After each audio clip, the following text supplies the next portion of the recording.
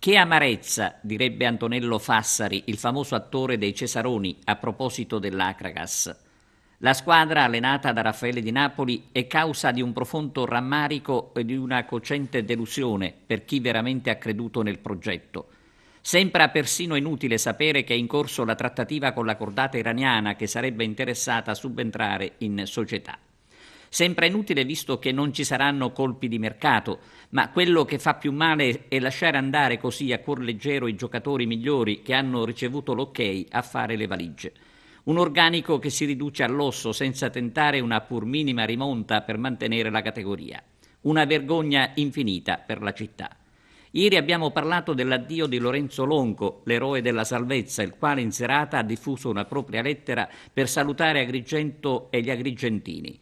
Longo scrive di aver trovato ad Agrigento una famiglia.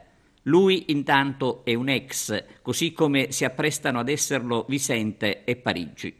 Tornando alla missione iraniana, c'è da dire che a complicare la situazione, come scrive oggi il quotidiano La Sicilia, è la burocrazia che in pratica rende difficoltoso il trasferimento delle somme in Italia. A quanto pare servirebbe un mese per definire la questione.